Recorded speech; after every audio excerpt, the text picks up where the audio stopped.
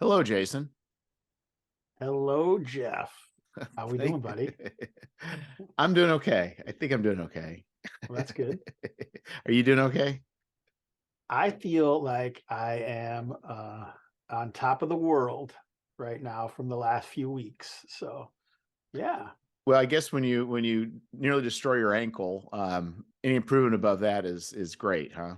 that's right. I was walking around today with no brace, no nothing. So it was a good day. Yeah, it's kind of interesting how our definitions, and especially as we get older, what a good day means. Like, I don't I hurt. Good day. I totally agree with you, man. Yeah, for a kid to have a good day, you had to, get some ice cream, you had to play certain games, you had to do all these things. Now you're just like, you know what? I just function today without a problem. Yeah, no fires to put out, or if I had any that I actually got them put out. Yeah, I agree. Yeah, in fact, that's my job is mostly firefighting. So, but not in the Oh, I thought you figurative were in sense. IT. No, no, life probably would be a little different if I was, but no, I work in a factory, and basically when things go wrong with parts, then if it's supplier caused, then I get activated and I have to make everything well again. Nice. I worked in a factory for when I was a young man for about 6 or 7 years, probably. And I know those guys, the ones that everybody calls when there's an issue. I You know still have their exactly. name, call them up every now and then. Hey, Well, yeah, I would be there and they're like, oh, we better call Jeff, man. Nobody knows what to do with this inkjet. It was a printing factory. So, it was a printing factory. yeah, there was so there were multiple printing machines, offset presses, other Oh, types of presses. And then there was a bindery. I worked in the bindery. So, Um, yeah, it was a whole massive factory. so I'm assuming they made like textbooks. Was that the kind of things they would be doing, or what? All sorts, mostly junk mail Oh, catalogs. That, I mean, because this was, the 90s. yeah. We were still, people were still getting lots of magazines. They were getting their home and garden. And I mean, my wife still gets them. So somebody's still printing them. The place I worked at is gone. But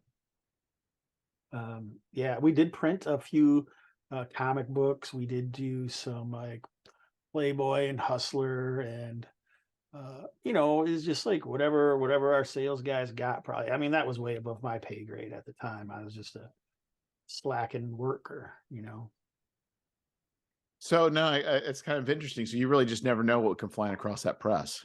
Oh no, yeah, and I didn't really work on the press, so I worked in the bindery, which is when they actually put all Oh, the pieces together. and Like then you we could had peruse it. Scholastic. Do you know what Yeah. Scholastic is? Oh yeah. I don't That was know. a highlight of my youth. We used to do all the Scholastic, and that paper was like, I mean, I wouldn't use it for toilet paper. That's how thin it is. So it was really a pain to work with when you're binding it or saddle stitching it or perfect binding it. So Well, we didn't that's perfect bind Scholastic, obviously, but well, that's interesting. So so you've had some experience, at least as far as the vast, big, mega machines of the publishing. oh yeah, on both the front end and the back end, I guess. And now you're also publishing zines, and I think you may even have someday a book in the future. I'm supposed to. I've been working on quite a few things. I mean, you'll see my writing credits in a few different books on different shelves, I would think, but um, I'm more of a talker than I am a writer, I think.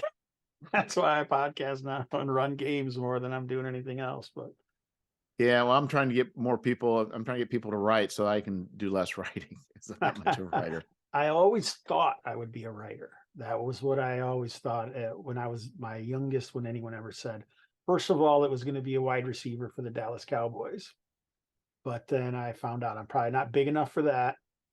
And then it was going to be writer. That was what I always thought. So, if you thought you were going to be a writer, what exactly did you think you'd be writing? Like, what did you in your youth imagine would be like that career? Um, I always thought it would be some kind of D&D books, to be honest. or poetry, but you know, you find out that there's not a lot of money in poetry. So you sort of stop doing Yeah, that. exactly. And I'm not that good. The So the world only needs so many haikus, right? I think we need way more dirty limericks because There I you only go. know the There. beginning of one. But yeah, I mean, I was carrying my old modules in sixth grade. I can remember showing them to my teacher. So since a very early age, I was very into role playing games. I mean, I remember carrying an A1 assault on the, no, that's the A3. The first one is Slave Lord something is all I remember with the aspis and all that. Do you know what I'm talking about? Oh yeah. Oh yeah. Yeah. And I don't. I think I may have tried. I had aspirations. I think of running it much later in life, and I think I just found it too perplexing to go back and try it again. I can't uh, understand this at all. I'm not a guy who does a lot of running anything that anybody else did, first of all, but especially not old modules. I know there's lots of people, you see it all the time. Oh, we're going through all these series, or we're doing the third edition version of U1 or whatever. I don't usually use published material, and I never did too much. I would just always use pieces out of them. Yeah, I think there's a couple that are absolutely extraordinary, and then there's some that are just again, it's like Gary's intent and TSR's intent really wasn't to, I don't necessarily think, publish all those modules to be logical as far as maybe like real world, but more just, tournament style Tournament, exactly. play with, yeah.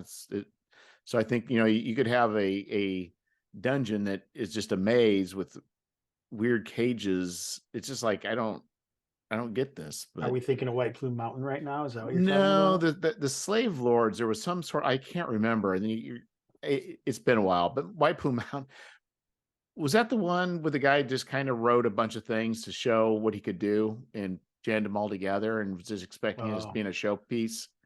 I don't And then, know for sure the history of it. I just know it's like whack job. Like it's got this massive room in the middle with tiers of all these different like aquariums with monsters in each tier. And yeah, it's pretty I think madness. that's the one that the guy wrote this and thought, you know what, I'm going to present a little of this, a little of that, a little of this to show him what I can do. Never intending in his wildest dreams to be a published module.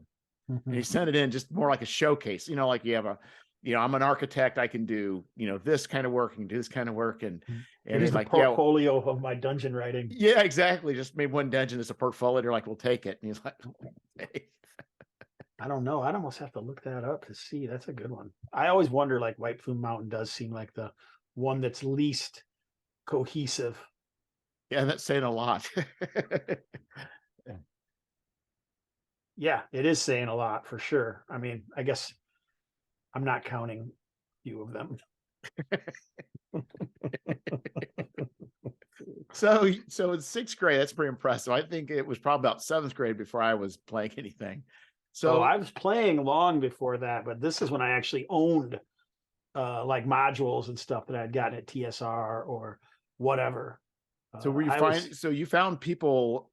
So I guess when I started, I can't remember I don't know what age I would. So what year this would have been? This would have been for me, like very, like maybe 78, 79. Yep, that's when I started playing. 78. I would have been 8 years old.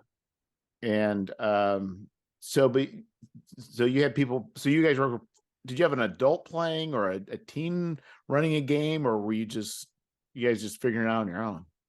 So there were 33 grandkids on my dad's side of the family. And a lot of us spent a lot of time at my grandparents'. So, and right next door to my grandparents was the Stevenses, and there were 7 kids in that family, I think. And one of them, Glenda's boyfriend, fiance at the time, his name was Terry. He brought D&D to them, and I mean, I was 8. Like my My brother would have been 9. My oldest brother, you know, he would have been 11, and then Dwayne would have been 12, and then D would have been 13, and all of us would stay there on the weekends. So we would go down into their basement, and like Terry, he might have been 21 or something at the time. I don't know, but we would all. That's where it started. There was this massive. I remember it as a huge basement. I was actually just there a month ago visiting my cousin Dwayne, who still lives in that house, and it's like the size of the office I'm in. Yes. And he showed me the table that we used to play on, which I remember being so huge that there would be like 14 of us crammed around this table at times. But you know, it was like a card table, like maybe 2 card tables put together. It wasn't even that big, but I mean, I remember playing.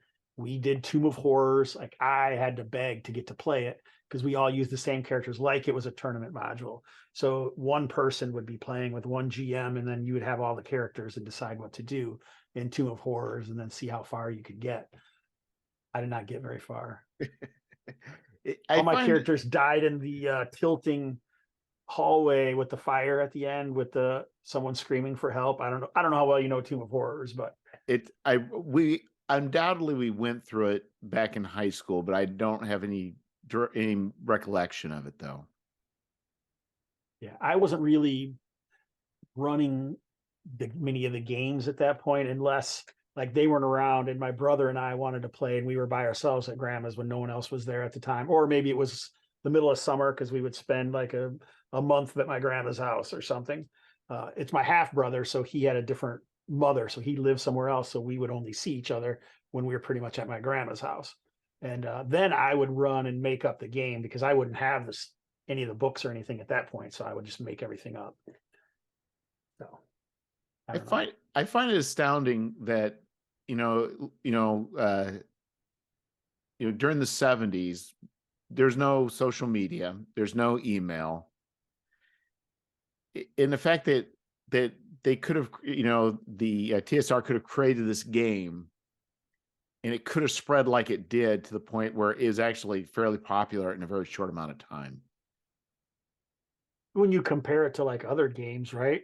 Like I don't know if this is even appropriate, but I had breakfast with my mom, and she used to always love to play euchre.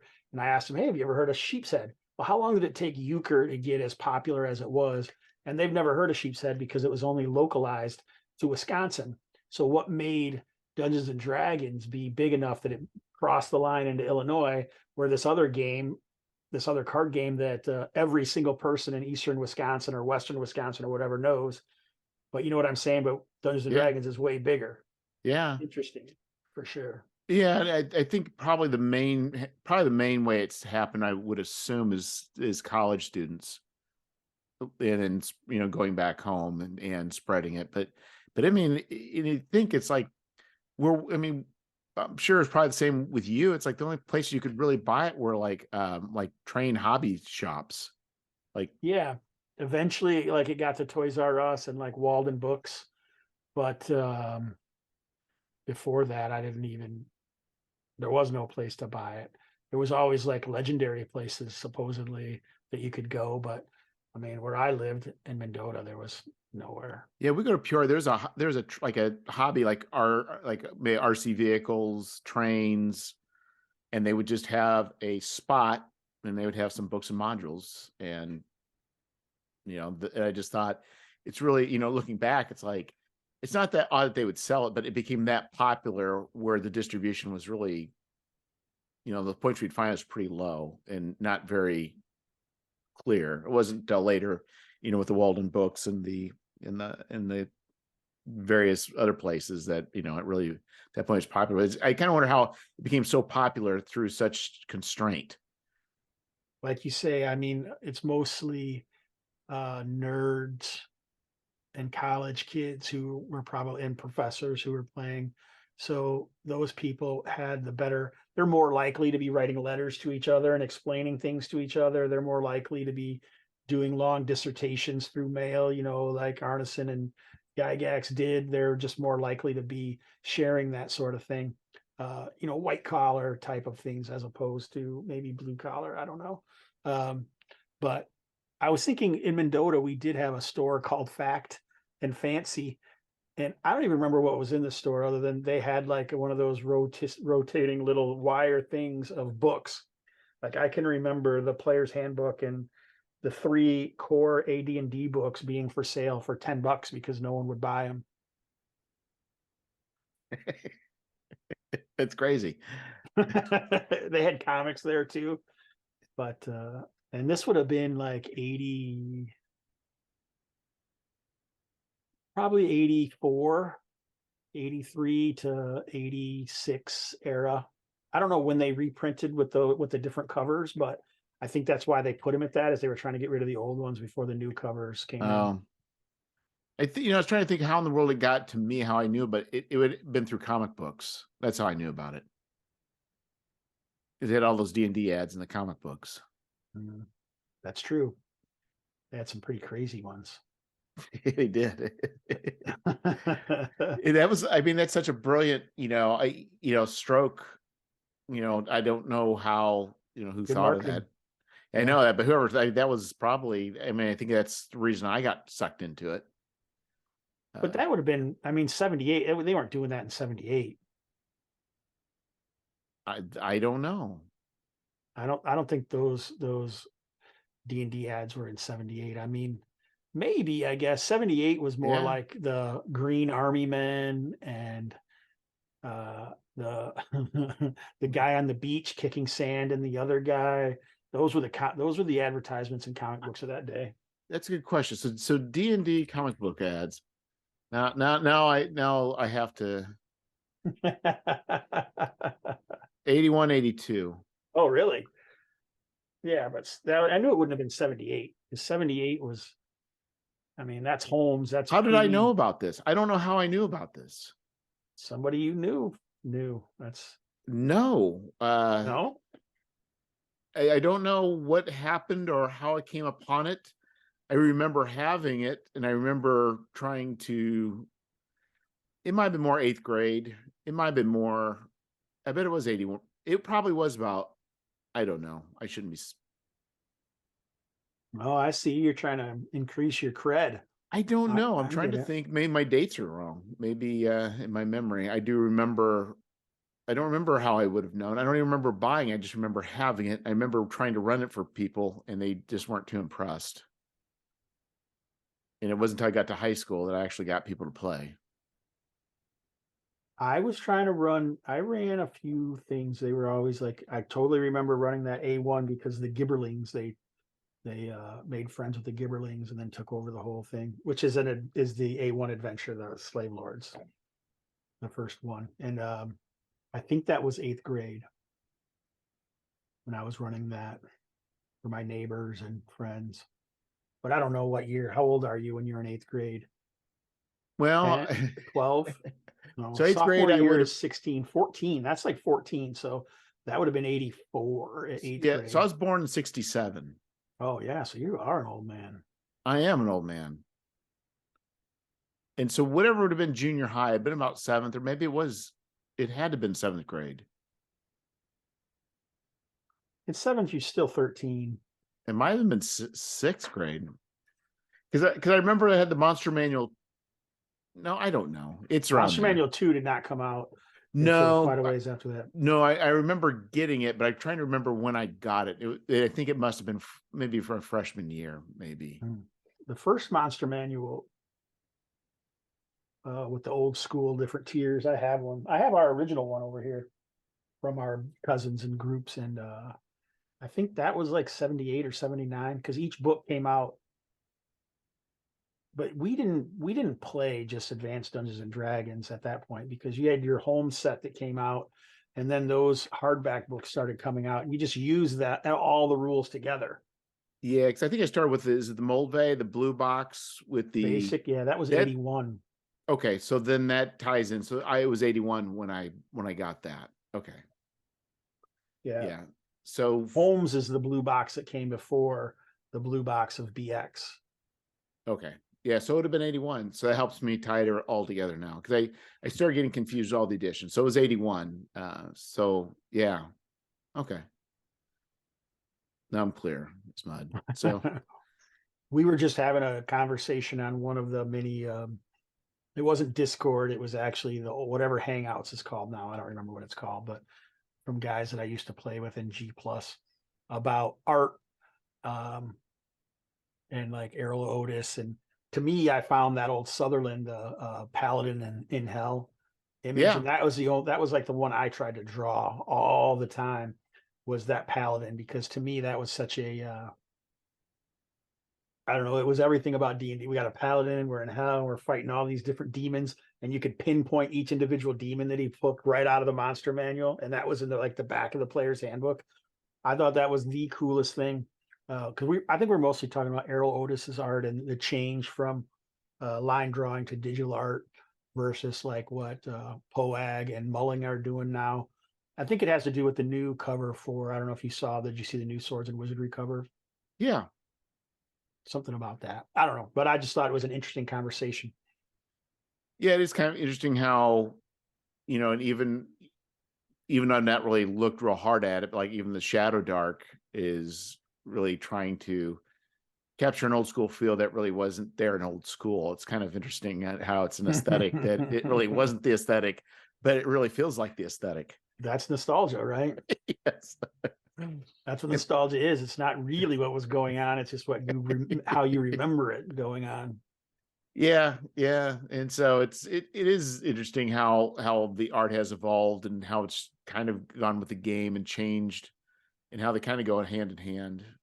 And it and I think it's interesting people talking about like D&D and fantasy and games. And I believe our expectation what a D&D game should be is largely based on the type of media we consumed when we were young. And it's so dependent on an individual table. And like what I play now, I'm still playing a BX game that, came out in 81, but the game I'm running really is nothing like the game I was running when that came out. I didn't even play basic because, well, it was called basic and I was more of an advanced guy. But I can remember my buddy Bird always being, hey, we should play this game. It's kind of easier. It uses Yeah. racist class. It does these things. And I was like, hell no, man.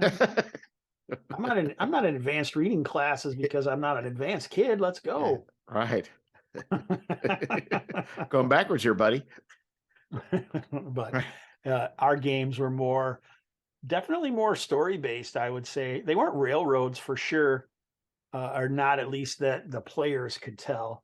A lot of times I like had idea of what was going on. It was kind of like a hex crawl because I kind of knew what was happening and had done way too much work creating that stuff. Yeah. But it's still, but they never once did someone say, oh, we should go into this dungeon because that's what he has made right now or whatever. It was never anything like that, but it always seemed to go where I needed it to at the time. But if I didn't know something, I would just make it up too and then add it in later. Yeah, I think it's kind of interesting. The games we end up playing were, I think we ran a lot of things by the module. I'm trying to even think the things that we did ran. I think we enjoyed more taking modules and doing weird things with them. And also crossing genres with them. Like we enjoyed the Expedition to Barrier Peaks, but we ran it for Star Frontiers. Okay. So was a Vegapygmy ship on a Volturnus or what? I mean, what's It going didn't on matter. there? Well, it's like when we play the D&D modules, it's like we never in high school, we never had any campaign that had any eye toward continuity. Hmm. Like we just buy a module and we play it and we just pick different characters each time. And there was never really, there might be occasions we ran a few things, the same characters, but in general, there was no campaigns. It was just simply episodic, whatever. So I think my experience was maybe the opposite of that. In high school and just after or whatever, when we were playing, we would play something, but then it would be fun and someone else would join in, but then they wouldn't be able to play. So then we wouldn't play that again until that person could play. Yeah. So we had all these campaigns that started and stopped, and very abrupt little sneak peeks at characters, but never really finishing it out because for whatever reason, someone would show up and stop playing. And then, I mean, I had a fairly large group of people when I moved in the middle of my junior year. And I think that's when I was really probably playing the most. So that would have been like 85 to 88 is probably when I played the most D&D, and not maybe as much 88 because I would have been a senior and I'm hoodlum at that point. But I mean, we would have 9, 10 people around playing and they would be consistent characters. But if someone wasn't there, weren't smart enough to say that the continuity wasn't quite that important where you could just say, oh, maybe that guy isn't around or you off to take a piss while this was happening or Right. whatever, we didn't ever really figure that concept out like I do today when I'm running a game and they can't be the same people there every week. You don't just stop the game. I don't anymore. I'm just like, that person will just fade You'll to never black and who finish cares? anything. Yeah. Right. It's That's like what happened. That's actually what happened in a lot of the games is because other people joined in and then those people didn't come. And so then we were like, we can't finish it until Billy Bob gets here. So yeah, that was my experience, which it sounds like the opposite of what you did. Yeah, I think it's just because I think it was just the nature of the group really didn't have to do with anything being thought out. And And like you said, what you're trying to emulate in your games. Are you trying to emulate novels or are you trying to emulate, Star Trek, which is just like a total episodic type of thing? Or are you doing more serial content where you're just trying to, yeah, we're playing every day of these characters out. Time to go shopping again. Let's see what Wilhelm the blacksmith is doing today, yeah, and I think that was largely it. I mean, we would play those big modules and then cash out and then level up and on the next thing with a different set of characters, or maybe not the different set of characters. And I think there's probably, as far as series go, I don't know there was a lot that we actually played in a row. But then there wasn't a whole lot of other than the slavers. I'm trying to think the giants. I think the draw the stuff against the draw was pretty difficult. I don't remember a whole lot of that, but that's not really, it's hard to run something with those modules. Did you try Temple of Elemental Evil? I don't think we did. Menser's pissed. I'm just kidding. Well, I will say that so we started out with D&D, but we hit like everything and anything. I mean, it was BattleTech to Boot Hill to Gamma Roll to so Champions. I mean, we Fantasy Hero. We were playing chill. I mean, we played everything and anything. So I think the amount of D&D we played actually started to dwindle, even though we still would play it. That's pretty interesting. Most of the time we played D&D, but we did try some Gamma World, but it was kind of goofy for me the way they wrote most of the Gamma World. If it had been more of a serious bend than a commandy bend, I probably would have ran more of it. Oh, I see what you're saying. Yeah, I would say, yeah, I see what you're saying. Because I was going to say, no, I think it is pretty serious, but I understand what you're saying. Yeah, if it was more, yeah, if it was more like Moral Project or Twilight 2000 or something along those lines. Because when the secret, well, what is it? It's the famine at Fargo was like a chicken factory or something. Yeah. That's kind of weird and silly. Well, when we played, other than the Legion of Gold, we didn't run modules. So, well, you just said you use a whole bunch of modules, but not in Gamma World. Well, for D&D we did. Okay, well that's. I would say that not all of us, but we ran a lot of D&D modules. But for Gamma World, we I think I took tried to run stuff like locally, so it would be so like the local community college became a fortress, and we just did a lot of nonsense like that. For Gamma World, I'm not sure why Gamma World, other than Legion of Gold, I don't know why we didn't, because when we played Moral Project, we ran those modules. I have no idea why some things we did, some things we didn't. That's interesting for sure. when I was pretty young, we had a boxed. My parents were game players. They weren't really role playing gamers though at all. They knew that I liked it, and they knew that was the only thing that I did like, really, because that's what they could use to control me. Parents always want to know what they can use to control their Leverage. kids. Yeah, so they know how to punish them, and they know how to make them do what they want. They always do, right? So that was it. Is gaming for me was it? No, you can't game when you go over to grandma's house this weekend if you didn't finish your homework or whatever. But we owned a box set of Boot Hill with the big map, and the cardboard cutouts. And my dad would actually run that because it's really just a miniature war game, really. It's just a skirmish game. It's more like a Exactly. board game than it is a role playing game. And he would have people over and they would all play different characters and have a big shootout. And I found that fascinating. But that would have been, I don't know when Boot Hill came out, but I'm guessing like early 80s or maybe even earlier. I don't know. Are you looking it up right now? No, but I can. Oh, Boot Hill. you don't have to. It's up to I'll be you. the fact checker, and then I All will right. create a I'm guessing, disclaimer if there isn't later on. yeah, I'm guessing like early 80s or late 70s, early 80s, 79 to 81 era, but I don't know that for sure, like I say. So about 86, I was like, hey man, I think I'm talking to my buddies, I'm like, we should play a Western game. And so I was like, I worked at a gas station that my dad was the manager of.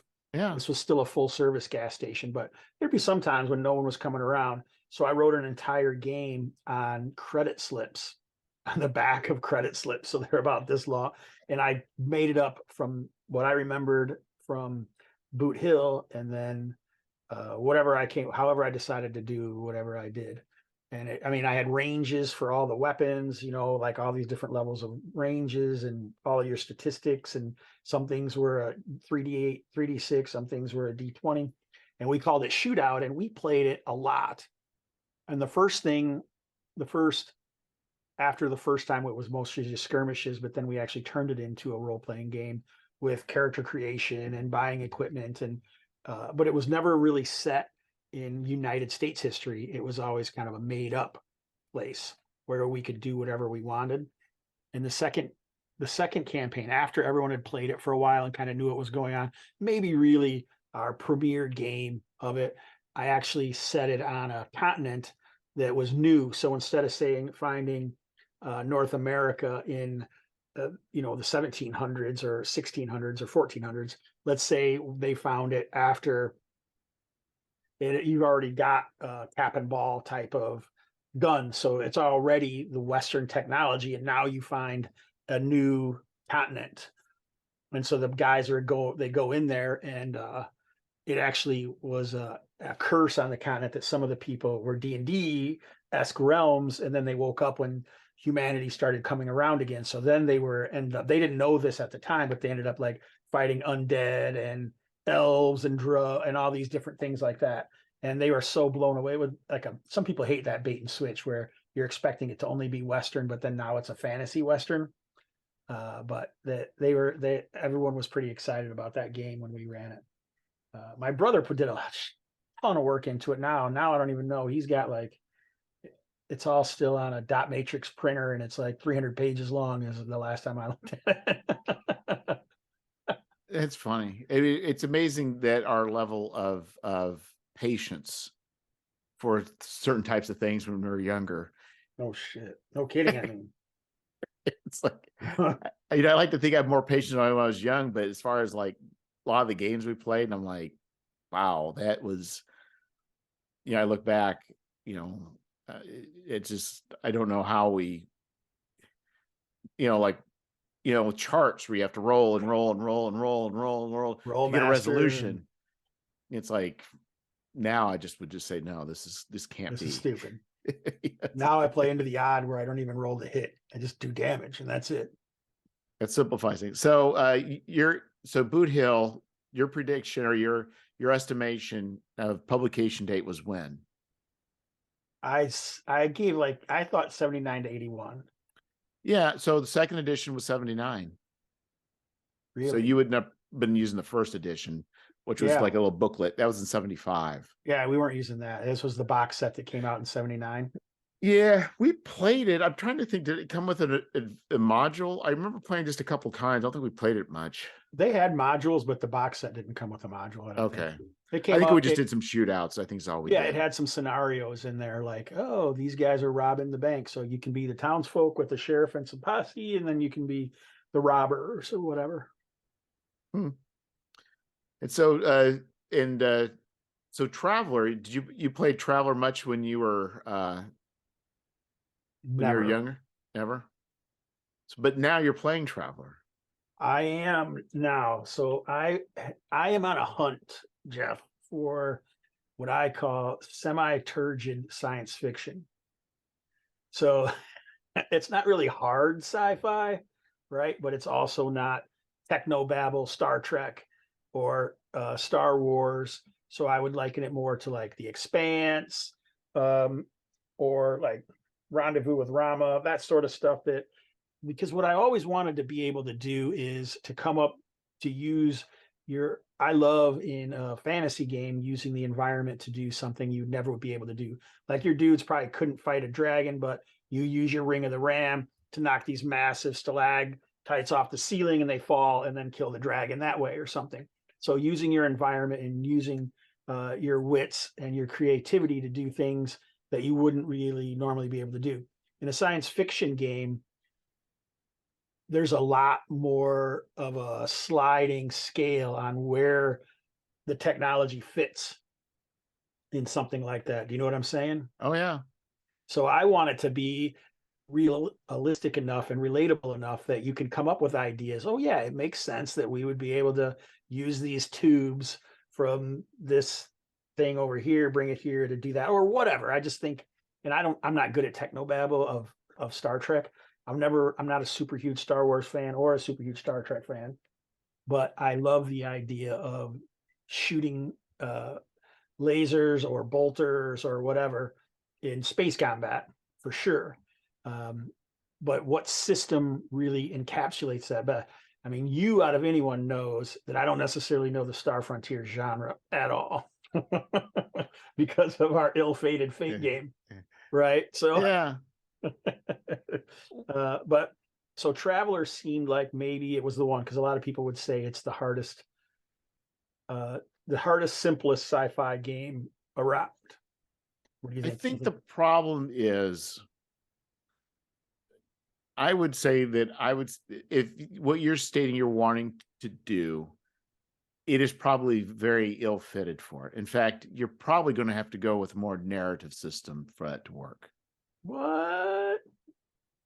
I don't know. I did play a so I have a box set of the original classic Traveler rules, but I did find that I don't really like the way that weapons interact with armor in that game that much.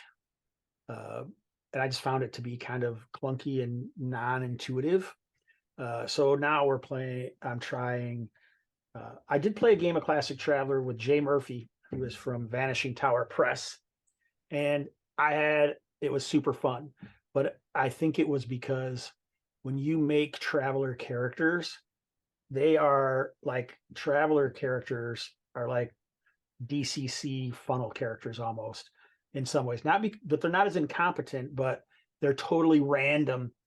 You could be playing anything. Like you got a diplomat, you got a fuel jockey, you got ex-CIA, now an MP, then a U.S. Marshal or whatever. They're just so disparate. So the type of adventures they have are kind of all over the place. If you're not just doing space truck and cowboys, what are you really doing? But in Jay's game, we made the characters with the caveat that we were like security police for an actual conglomerate, or like a megacorp or something. And we could have come from any background, but mostly we're all military background. So the majority of the story that was told was us going around and pew-pewing and shooting things. And I love that. I had a blast doing that. But it was also kind of people didn't show up, and so it just kind of faded away. And so I've been trying to recapture that, but making characters in Mongoose Traveler Second Edition is brutal. If you just follow the life path, Right. it's brutal because it takes forever. You have all these choices that you have to make, and you have no idea what those choice. You might as well just roll it randomly, to be honest, Why because don't there's you? no, I don't. There's not really a way to do that easily. But I Oh, mean, I've only really? done it a few times. But I mean, you could. Yeah. But usually you're like making choices, right? You're choosing, okay, I'm going to try and stay in this profession, and then you don't Honestly, get to, and I think then if everybody did the same, you said everybody in the game is playing, say, you know what, we're gonna do random, and what we get is what we get, and then we just got to figure it out. That could be fun. that's what's wrong with the games, because it's already feels like that when the characters are made. And it also takes forever, dude. If Yeah. you So yeah, I've not done Mongoose Traveler the second edition for characters. I've never done that. You know, I played little black books, and it didn't take long at all. Yeah, I But can tell you that there's I started a new game. The one I tried a few months ago with my buddy Carl Rodriguez from the GMologist Presents. He was running Traveler, and there were 3 players who had already made characters. I was making a character, and they were watching or listening and hanging out to try and create connections, because Mongoose Traveler has things where your whatever happens in your life path can then create an event or a life history or something, and then you connect those between the characters. And I'm telling you, it took 3 hours, and it shouldn't take 3 hours to make a character. yeah, unless you find that that game within the game very enjoyable, which most people don't find 3 hours to be I enjoyable. didn't. And then in this new game that I'm playing now, the first session was awesome. I had a blast. It was super fun, but it did take. There were three players, and we each made 2 characters, so we could cover the gamut of whatever. We're not always going to play 2 characters, but and that was like 3.5, 4 hours, and we still weren't done, and we had to do stuff on Discord afterwards. Like, it shouldn't be that hard to make some rolls. There should be like a generator out there or something that's already taking care of all this. I know there is for the black books. You can just click one button and it just says, all right, you were killed in your 3rd term. Make it hit the button again. So I think because before you're talking about having a lot of flexibility to do different things with the environment, and I think the problem with it, generally, I think for those types of things to be very loosey goosey, the skills have to be smaller and more powerful. Where in Traveler, you know, you've got so many specialized skills, and very Well, I don't rarely is know. any skill, huh? I don't know. Did you ever use the environment in your Champions games? Yes. And I think that's the opposite of a narrative game. Well, but it's actually designed for the environment to be used. Where I don't know So that Traveler has that. I should be playing Star Hero. Is that what you're saying? No, I think what I would say is, like, for instance, if you want to use your skill, you know, to do something that isn't necessarily straightforward, like, for instance, like maybe be able to have a mechanic skill that could do lots of things. Like maybe you can, you know, you can force open a door, and maybe you can do a lot of different things. Where I think, you know, a lot of these other more crunchy systems, it's more segmented, more realistic. Where before you might say, well, yeah, there's a door. How are you going to open the door? You say, well, I got a mechanics guy. I'm going to go try and reroute the hydraulics on this and throw a switch, and you can make a roll for it that way. Where here, it's like Traveler, maybe you don't have that kind of flexibility. You know what I mean? That the system's meant to be a little bit more serious. I don't, well, are you saying it's not serious that a mechanics guy can readjust the hydraulics on a door? Well, I think the thing is, some systems I think are more like you just fly by it and make a roll without really worrying about all the complexities behind. Like, for instance, this is not the same, but like one of the things is like like skills for driving and piloting. On one extreme, you have a skill for piloting a spacecraft, piloting fixed wing, driving a grav vehicle, driving a wheeled vehicle, you know, all these different things, and maybe also piloting a massive starship. Or you go to something like Fate where it's just drive, and it can be riding a horse to driving a starship.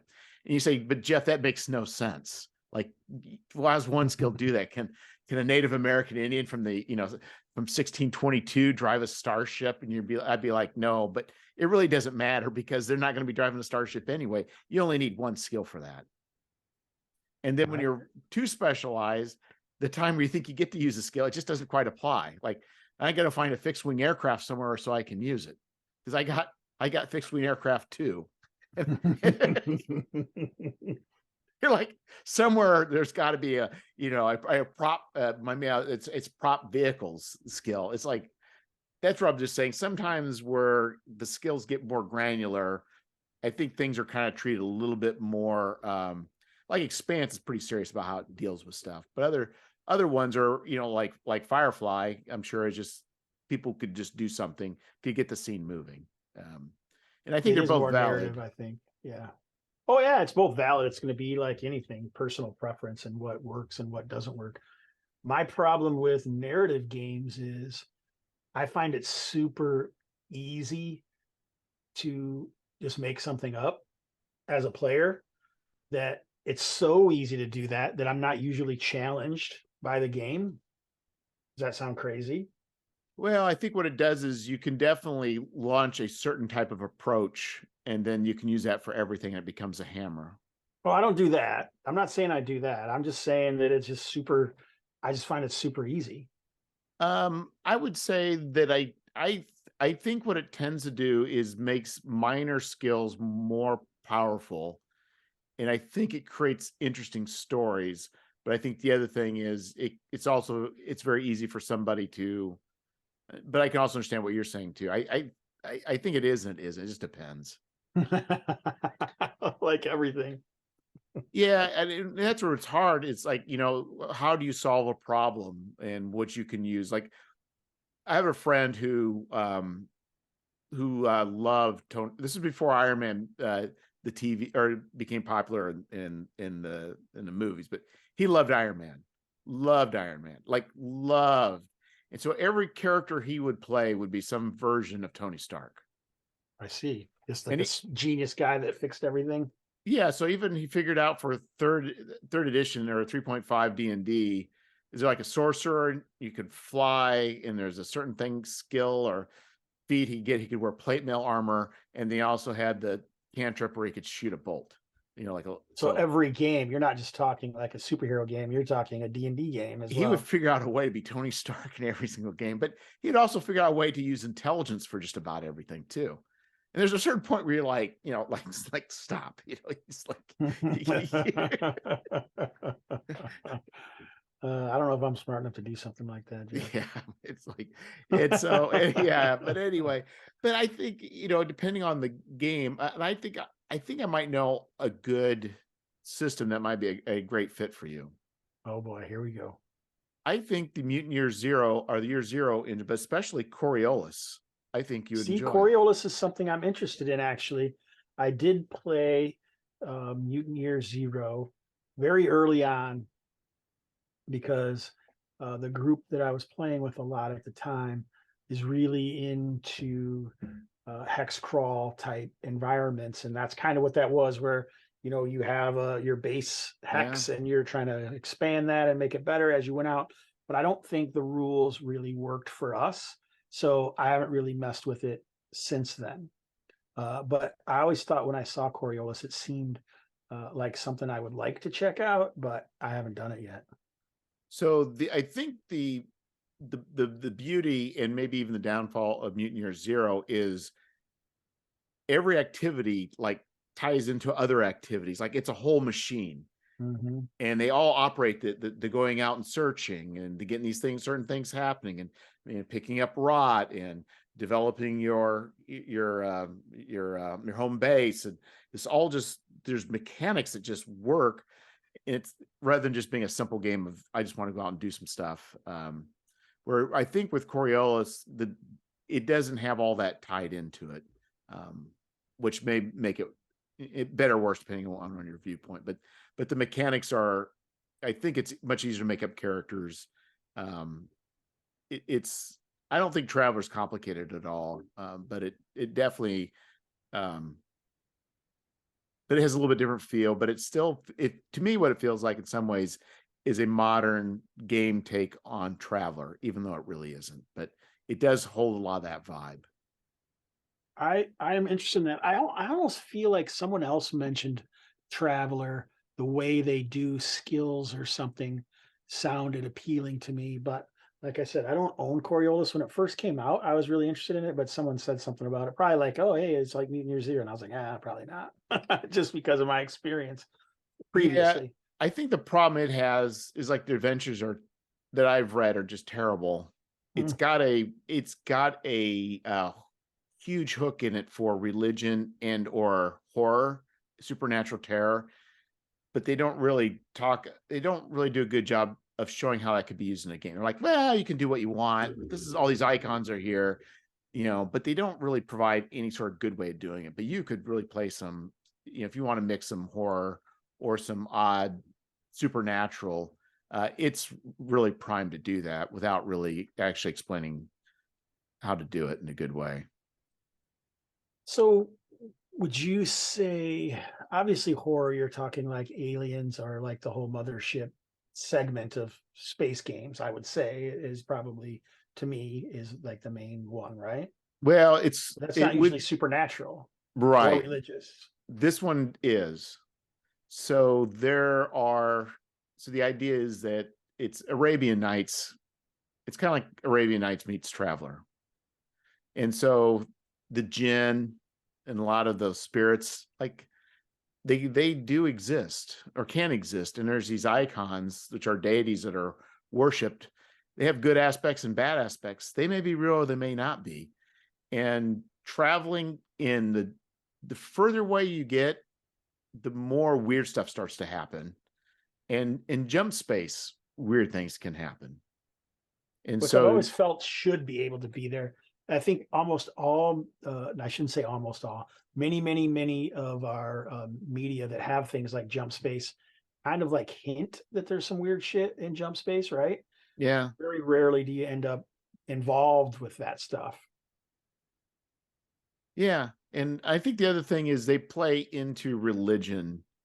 Uh, it's not really forced, but it is put in there in a way that it's very apparent that it's very much like um, it's very tied to like Middle Eastern religions, either with a Muslim, hint to it in probably even in before that Arabic, pre-Islam Arabic kind of stuff. So it really is kind of, that's the background. You don't have to play to that, but and you can Have you decide how actually real it played it or is. just read it? You sound like you've read it but not played it. No, I've ran it. Oh, I ran it for a bit. What I did was they had a solar system, and as we ran it, we would so basically I didn't have anything really set up. What I did was I set these people up with a fixer. And so I would list jobs. And then they would just pick a job and they would go do the job. And as players will do, they would do some good things, they do some bad things. And they, as they move about the solar system, all the people that they've met with and done things with, and the corporations that they've helped or hindered, I would fold back into the story. And then I added, trying to keep a number of people, going forward, add another person to it. And the problem was the expectations of the players were not aligned. mm. And so it died. When you say the expectations of the player, so individual players had something else they wanted to do that they weren't doing? So, like, for instance, I was losing because of, so a large part of my group I was losing because I had a bunch of younger people for a while, but then all of a sudden they got older and were doing other things. So they were more of a group that liked to just be fast and loose and just be maybe not quite so serious. But then another guy come and want to play, he wanted to play a serious game. Yeah, that's So hard. yeah, it's like, and neither one was wrong. It's just that at that point, it's just like, okay, it's not working out now. No kidding. Yeah, and you can probably have that with really any sort of Anything, I would say, for sure. yeah, and that's really comes down to his expectations, and especially as you people leave and new people come in, that's a thing to, I guess, to manage. So That's whole podcast episodes on its own, right? yeah, and I think for me, I had a lot of younger people for a while, which I think was good for me as a GM because they were more, I used to be more of the type that I figured there was a certain logic to the universe. Is my job to keep that logic consistent in in Editor. yeah, exactly. And then it's like these kids just want to do crazy stuff. Like, well, all I got's a bunch of kids. I guess we're doing crazy stuff now. So So you feel like that enhanced your game? yeah, I think it did in the fact that I I think people talk about the rule of cool and sometimes the both the pros and cons, but I think the idea was, what, if it's fun and if it's I'd go two routes with this. If it's something seems like it's fun, but people want to do something, but it's also could go very badly, and then I just tell them you can do this. If you succeed, it goes really great. If it goes poor, if you fail, it goes spectacularly wrong. They love it. Like, why wouldn't you do that? Why would you not give them the opportunity? I want to jump with my sword and drive it into the eye of a dragon. Okay, well, if you're going to do that, you got to roll an 18 or 19. But if not, your character goes into the mouth of the dragon and gets swallowed and is dead. Okay. Okay, let's just do All right, let's it. do it. How often was the swallowing happening? And did you ever fudge it later? I mean, Oh no, we did it. Everybody would roll. But it would be very clear. They say, I want to do a thing. And I would just say, just to be clear. And so that's the way you got to do it, man. You got to tell them the stakes. well, and I think the other thing too, I realized, like, let's say somebody wanted to, this isn't a real case, but like say somebody wanted to, jump on a chandelier and swing on the chandelier and do a certain thing and land in front of a person. The old Jeff would be make this roll, make this roll, make this roll, make this roll, and then okay, succeed. But then I learned, like, what do you really want to do? I just want to do something cool right before I fight the guy, but I don't want any mechanical effects. I'm like, why wouldn't Then I why let you should do it be that? so hard? Yeah, Yeah, yeah. if that's all you're wanting to do, you're not wanting to get a +5 on your to hit. All you're wanting to do is do Look this. cool. Yeah, so I just learned to chillax a little bit about stuff. That's why it's so important to decipher the intent of the player, right? Yes, yes, yeah. Yeah, for sure. I like that. I mean, that's interesting. I'm gonna have to remember that when I'm getting ready to eliminate some characters. Yeah, because I think the thing is, I think with us, we've got a lot of things going on. It's very easy for us to assume that they do things to gain advantage, but that's not always true. Mm-hmm. It Or is again, true. Players are terrible. yeah, the other thing is sometimes they want to do something crazy and it's like, and they want to risk it. And then, and why wouldn't you give them a chance? But That's right. but make the stakes real. It's like, okay, you want to do this. Like one guy playing Star Wars, he wanted to take his speeder bike with explosives and fly it into a parked Starcraft's engine, but to jump off at the last minute. Mm-hmm. Okay. Here's the way it's going to go. You roll this, things go perfect. You roll this, things don't go great, but it succeeds. And if you do this, it comes up at all, you are dying in this explosion. Mm-hmm. But Okay. he's still blowing up the StarCraft, you said. Yeah. All Yeah. It's right, like, so okay. It's like, win-win. yeah. So, so it's just, to me, that's what's helped over time is to do that. But I don't know. It's hard finding those systems to do what we want. And I think, you're trying to find like Star Frontiers, going back to Star Frontiers. I think Star Frontiers is the art. And I've never found a system that actually provides that experience, that art. Interesting. The art. What do you mean the art? Well, the art provides, like, for instance, Earl Otis Yeah. or Errol Otis. How do you pronounce his name? I say Errol. Errol. So Errol Otis.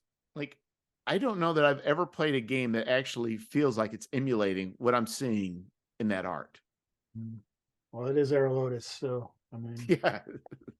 But I don't know what system would work. But then I've played, but the Paladin Hell. I mean, I've had games that felt like that. yeah, You know what I mean? It felt so. Sometimes it's like the art projects a certain feeling, a certain tone. for But when you sure. play, you're like, It does not feel like that game. Yeah, no, I see that. I can see that. Errol Otis. I guess it depends on what art you're talking about. How often does it feel like you're doing the BX covers, basic and expert covers, where you're off doing something, but here's a wizard watching you do it? I mean, that's definitely part of the media that the game is emulating, I think, but I don't know how often we would care, because in that type of game, we don't really talk about what some wizard was maybe doing somewhere else, right? It's always just in character all the time, usually yeah. in that sort of game. For me, the Star Frontiers is the Holloway art, and there's a certain amount of humor that goes with it. All the Dralicite stuff. I know it. I know it. It's just, there's something about that feel. It just never seemed to really. I don't know how to capture that, but there's other games that the art does capture the system. The system captures the art, and they seem to work. It's just, but I think there are just certain systems that you see the art and you're just wanting that, whatever that is. I could see that. I could definitely see that. Weird Frontiers, maybe. Maybe people would say Morkborg. I don't know. Well, yeah, I think that definitely right. Those definitely. I've never played Morkborg though, but I assume it does. Me either. I can't read it, man. I'm too old. Yeah, I didn't even. Yeah, yeah. It's I don't know. It'd be interesting now how many people actually have read through and done it, but it's definitely a popular system, and a lot of people are doing really well with their products. A lot of third-party products for the Morkborg, for sure. People love it, man. Yeah, it's even moving on to Cyborg and other things now. Oh yeah. I think it's gonna only increase, only more and more stuff. We're gonna have to try it, Jeff, and then we'll know. Let me Then know we'll when your know. Coriolis game is starting. Okay, I need to. I have the sad things. I haven't ran a game in probably almost a year. That is sad. I My know. own running of games has definitely petered out. The last game I ran, when I used to, I mean, I would run multiple games every week. The last game I ran was 316. It was We Deal in Lead. You ever heard of it? Is no. Is that the So, game? Were you working on a game? oh yeah, I've been working on many games, but that is not my game. That wasn't your game. No, okay. No, We Deal in Lead is a Cairn into the Odd hack of the Dark Tower / Gunslinger books by Stephen King. Yeah. You know what I'm talking about, or no? I've never read it, but I'm aware of Oh, them. I'm kind of aware of the general concept of them, but I've never read them. yeah. I ran one game in March, it looks like. Oh, and then before that, I ran Low Fantasy Gaming in February. I'm doing these things called vignettes of the setting, but really all it is pickup games when I don't have an opportunity. I'll tell somebody in the last second, hey, I'm available. Do you want to play? And if they do, then we play. And it's usually only one or two people playing, which is kind of interesting. But yeah, like I have not hardly ran anything at all. It's way easier to play because you don't have as much preparational time. Yeah, and I haven't been doing much of that. I've been just been writing, doing stuff, and I found it just with work and trying to get Kickstarters out. It's just killed, which is ironic. You know what I mean? It's kind of like that That is ironic. because that's really what should be juicing what I'm doing. You know what I mean? It's just like you start getting There's some a distance. Yeah, there's a life balance involved in that. I think that when you get some stuff and then like maybe figure out a schedule, and then like if you're that type of person who can be organized to say, yep, I'm going to do this, and then I'm going to play from this period to this period to help get more inspiration for further things to write. But it doesn't seem like, I mean, you're all over the place. You got post-apocalyptic, you're doing Gary's Appendix, you're doing Fane. of the Fly God, and now you got the Brixton sci-fi stuff. So I mean, you seem pretty all over the. Are you doing any more post-apocalyptic with that Yeah, or not? actually, I have one. It's 3/4 done. Okay. Um, so I was actually planning on doing that next. Except the OGL nonsense freaked me out Yeah. because the Scoundrels of Brixton is tied to Cephas Engine. Cephas Engine has an OGL, but it's using the Wizards OGL. Mhm. And they created the Cephas Engine to protect themselves from Traveler, from Mongoose. And so I thought, if I'm going to get this done, I better hurry up and get this Get one it done. done, Yeah. because I thought if I remove off the Cephas, and if that dies and I don't have Traveler, I need to at least have the first one done so that people can associate with what it What it is. is. Yeah. Most people are gonna. I shouldn't say most people. There's this probably your audience should be able to, right? Well, the problem is I want people that aren't my audience. Right. So Yeah. Where are you the gonna get Traveler them? people aren't my audience. So I need to get them to my audience before that opportunity shuts. But it all worked out so far. But I also I pushed Scoundrels up ahead in publication. So I'm hoping to do the second Journey of the Madlands in August or so. Maybe that's it. Maybe your production schedule is a little stringent. It is, but the problem is yeah, I'm trying to get about 5 or 6 of these done this year. Yeah. How many did you do last year? 2. 2? Yeah, I had 2 things that came up. I had some deaths in the family. It was just kind of nuts. That kind of wiped out 2 months. Mm-hmm. And then I was in Belfast for 2 months. Well, they have typewriters over there. They do, they do. I did some writing, but it definitely it threw off my groove. I bet.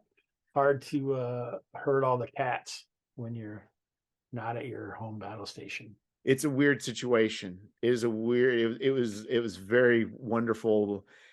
Did some writing, but yeah, your groove is definitely. Well, I didn't have at a very small the department or department the hotel. I lived in a hotel room, and there's no refrigerator, no microwave, Mm. barely a desk, and then there's a bed. So it's like I had to just get out of there because it is pretty confining. Sounds like it. So, but anyway, it looks like we're hitting the time space continuum. You got a game coming up, I think. I got to see how session 2, Mongoose Traveler Second Edition goes. Well, I've been enjoying the podcasts, and especially the updates of what's going on, and Oh, really? especially I didn't know if people like those or not, but no, because I think what you're going through are struggles that maybe we don't always go through, but they are kind of time struggles we did all go through. It's like, do I really like this game? Kind of like it. I think I should like it, but why don't I like it? Yeah, what's wrong with me? What's Yeah. going on? And in this reflection, it's like it, and I think there's those of us who, it's like with me with movies too, but it's like we tend to analyze. We only analyze the game we're playing, but we start thinking about our thoughts of the game and why do we have these thoughts, and try to Mhm. understand, like, how could it be better? Is it really, like is Traveler a bad game, but that previous GM made it good? Or is Traveler a Mhm. good game? Maybe this GM's doing a good job, but it's just not hitting the notes you want. Or Exactly. is this how Traveler's supposed to be played? I don't like it. Is it the Mhm. other guy played it in a way that, it's just like, I don't know. It's hard to play How do these you things. know until you try it with different people and find out? That's I feel like you recorded me and you just like played me for a little while there, because that's like that's the extent of random screen for sure. Yeah, exactly. So anyway, no, I've enjoyed it. I kind of enjoyed the honesty. In fact, that's the reason. Between you and Eric Tankar, I think the idea was that you guys did a podcast and you just did yours in a van. I thought, if you can do a podcast in a van, I can do it.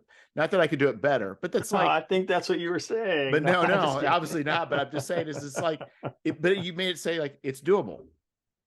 That's the beauty of Anchor at the time, I think, of how easy it was and easy to use. And to involve other people and all of that. So Yeah, so I thought, well, if you're able to do that and do well, it's like I can sit down and record. It's not like that there's that much barrier. So I mean, and not obviously your random screed is in the van, but your Hobbs and Friends isn't. But I think it was the random screed that kind of like the light came on. propelled you forward into To greatness. RPG ramblings. Yes. Into greatness. Yes. Well, I wasn't going to go that far. Yeah. I'm just kidding. Yeah, no, I think I'm made a little dent, but not much. But anyway, I do appreciate the work that you've done. I know that wasn't your intent, but anyway, but anyway, you doing that, even going through the struggles as well, various struggles has been, I think a lot of people enjoy hearing, I guess what I think for men our age, we don't necessarily hear, those people types talk of things. about the stuff for sure. Yeah. Yeah. That's what I always said. As long as it helps one person, I'll keep doing it. And it always helps me. So